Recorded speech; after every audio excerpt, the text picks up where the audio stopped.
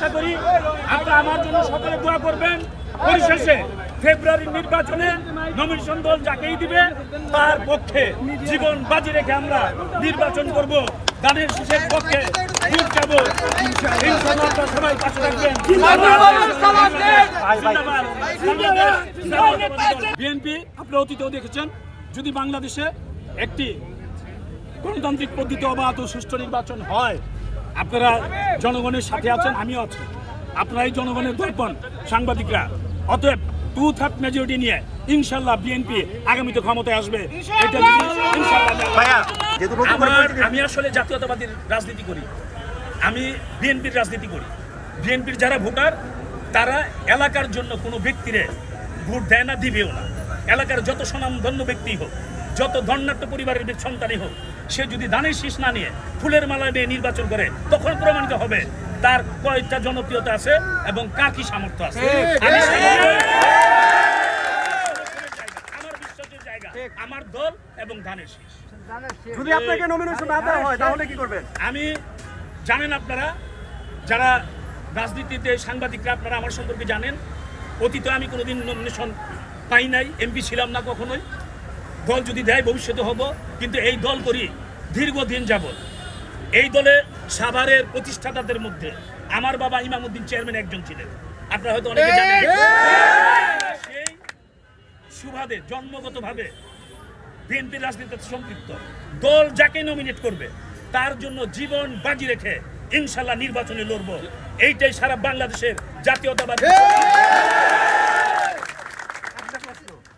মাতের যে স্ট্যান্ড। আপনারা যারা ইয়াং আর আমরা যারা আপনাদের একটু নবীন, তারা সবসময় দেখেছি জামাত তাদের নিজের স্বার্থ বসে। 1986 সনের নির্বাচনের কথা জানি না আপনি কয়জনে দেখছেন। সারা জাতি যখন ঐক্যবদ্ধ যে আমরা হাসিনার অধীনে নির্বাচনে যাব না, এরশাদের অধীনে নির্বাচনে যাব না, সেদিন কিন্তু তারা এরশাদকে লেজিবিলিটি দেওয়ার জন্য তারা আওয়ামী লীগ সহ নির্বাচনে গিয়েছিল। 96-তে বাংলাদেশের সমগ্র মানুষের আকাঙ্ক্ষা আন্দোলনের ফসল তত্ত্বাবধায়ক সরকারকে ধ্বংস করার জন্য জামাত পদত্যাগ করে আওয়ামী লীগ এবং স্বৈরাচারী এরশাদকে সাথে নিয়ে বিএনপির বিরুদ্ধে আন্দোলন করেছে। আসলে ম্যাডাম এবং তারেক রহমান এবং বাংলাদেশ জাতীয়তাবাদী দল যাকেই নমিনেশন দিবে ইনশাল্লাহ স্বতঃস্ফূর্তভাবে ভোটাররা তার পক্ষে রায় দিবে।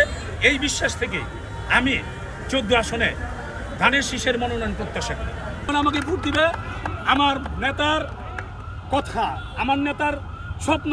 আমার নেতা বলছেন যারা জনগণের পাশে আছে, জনগণের কাজ করবে, যাদের জন্য জনগণের দরজা উন্মুক্ত, এবং যে 70 বছরের আন্দোলনে রাজপথে ছিল, যে ফ্যাসিজমকে হটানোর জন্য জীবনের সম্পদ, রক্ত এবং জেল জুলুম সব কিছু যারা করেছে, তার মধ্যে 14 আসনের আমি একজন অন্যতম ব্যক্তি।